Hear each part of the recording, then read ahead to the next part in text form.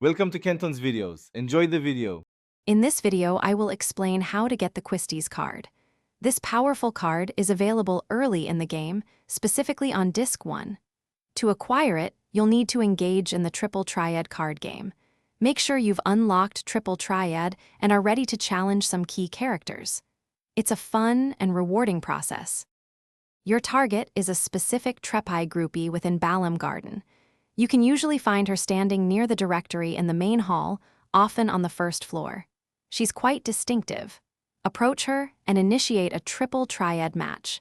She is the sole individual who possesses the Quistis card at this stage of your adventure. Before challenging the Trepai, it's highly recommended to save your game. This allows you to reload if the match doesn't go your way. Use your best available cards, focusing on strong numbers and elemental advantages if applicable. Your primary goal is to win the Quistis card from her. Don't get discouraged. Persistence is key.